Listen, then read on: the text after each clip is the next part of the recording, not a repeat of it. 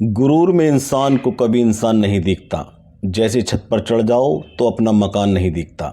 नमस्कार दोस्तों, आज हम बात करेंगे पोस्ट ऑफिस की सभी प्रकार की योजनाओं के बारे में एवं 1 अप्रैल 2025 से लागू होने वाली नई ब्याज दरों के बारे में। भारत सरकार पोस्ट ऑफिस की ब्याज दरों को हर 3 माह में बदलती या रिवाइज करती रहती है। आइए सबसे पहले हम जानते हैं पोस्ट ऑफिस के बचत खाते पर मिलने वाली ब्याज दरों के बारे में। भारत का कोई भी नागरिक पोस्ट ऑफिस में बचत खाता खुलवा सकता है। पोस्ट ऑफिस का बचत खाता बैंक के बचत खाते की तरह ही अपने खाता धारकों को खाते में कभी भी धनराशि जमा करने या निकालने की सुविधा प्रदान करता है। वर्तमान में पोस्ट ऑफिस के बचत खाते पर 4% इंटरेस्ट रेट दिया जा रहा है, जो 1 अप्रैल 2025 के बाद भी रहने वाला है। अगर आप अपने पोस्ट ऑफिस के बचत खाते में 1 लाख रुपये जमा करते हैं तो 1 साल के बाद वह 1,04,000 रुपये हो जाएंगे। अब हम जानते हैं पोस्ट ऑफिस की लोकप्रिय योजना आरडी पर मिलने वाली ब्याज दरों के बारे में। 1 अप्रैल 2025 के बाद पोस्ट ऑफिस के आरडी खाते पर मिलने वाली ब्याज की दर 6.70% रहने वाली है। अगर आप पोस्ट ऑफिस के आरडी खाते में अगले 5 साल तक 5,000 रुपये प्रतिमाह जमा करते हैं तो आपको 3,56,829 रुपये मिलने वाले हैं। पोस्ट ऑफिस के आरडी खाते में ब्याज की गणना चक्रवृद्धि ब्याज के रूप में हर 3 माह में की जाती है। अब बात करेंगे पोस्ट ऑफिस की मंथली इनकम स्कीम यानी MIS की स्कीम के बारे में। 1 अप्रैल 2025 के बाद पोस्ट ऑफिस की मंथली स्कीम यानी MIS स्कीम के खाते पर मिलने वाली ब्याज की दर 7.40% रहने वाली है। पोस्ट ऑफिस MIS स्कीम के अंतर्गत सिंगल खाते में अधिकतम 9 लाख रुपये एवं जॉइंट खाते में अधिकतम 15 लाख रुपये जमा करने की सुविधा प्रदान की जाती है। अगर आप इस स्कीम के अंतर्गत जॉइंट खाते में 15 लाख रुपये जमा करते हैं तो आपको अगले 5 साल तक प्रति माह 9,250 रुपये ब्याज के रूप में मिलेंगे। 5 साल में टोटल मिलने वाली ब्याज की धनराशि 5,55,000 रुपये होगी।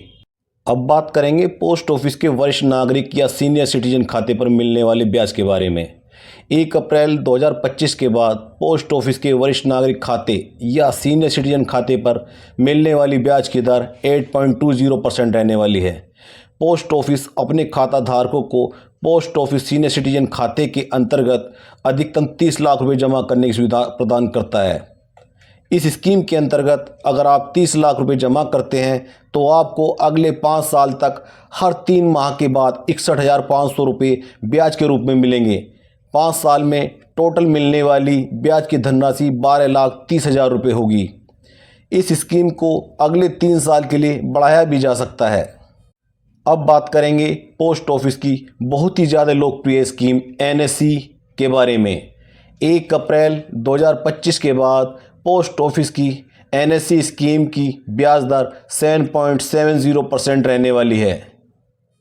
पोस्ट ऑफिस की NSE स्कीम में आपको चक्रवृद्धि ब्याज मिलता है तथा इस स्कीम में जमा धनराशि करने की कोई भी सीमा निर्धारित नहीं है।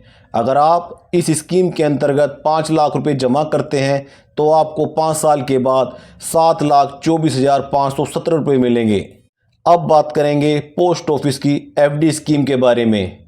पोस्ट ऑफिस अपने ग्राहकों को 4 प्रकार से 1 साल, 2 साल, 3 साल एवं 5 साल की FD कराने की सुविधा प्रदान करता है।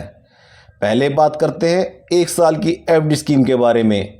पोस्ट ऑफिस 1 साल की FD कराने पर अपने ग्राहकों को 6.90% का इंटरेस्ट रेट उपलब्ध कराता है।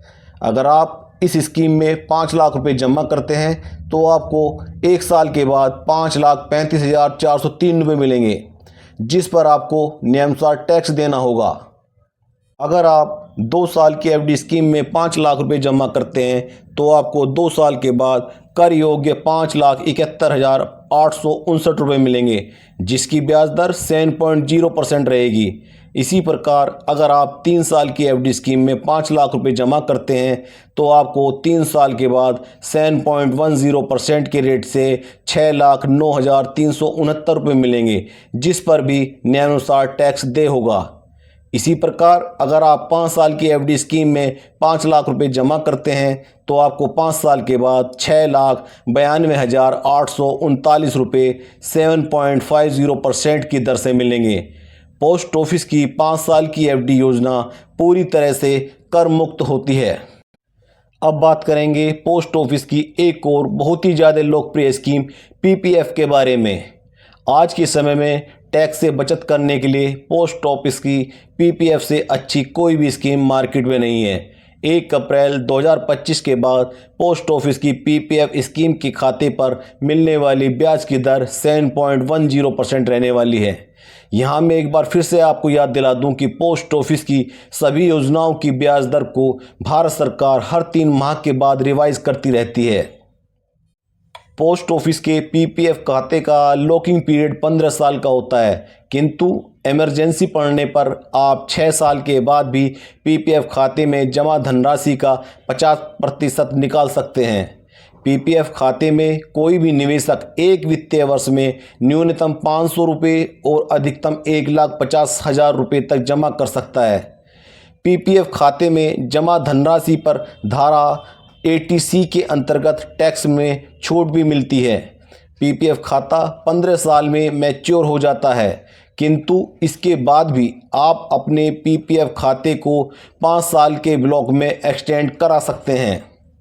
अगर आप पीपीएफ खाते में 5,000 रुपये प्रति माह जमा करते हो तो आपको 15 साल के बाद 15,77,782 रुपये की धनराशि प्राप्त होगी।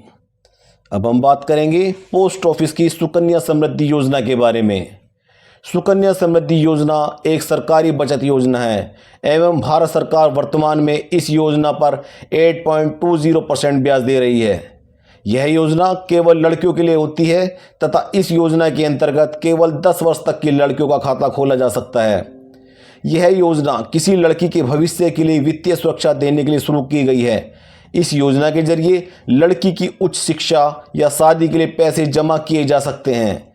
इस योजना में एक वित्तीय वर्ष में कम से कम 250 रुपये और अधिक से अधिक 1,50,000 रुपये जमा किए जा सकते हैं। इस खाते में 15 साल की अवधि पूरी होने तक धनराशि को जमा किया जा सकता है। इस योजना में जमा की गई धनराशि पर नियमानुसार 80C के अंतर्गत टैक्स में छूट भी मिलती है।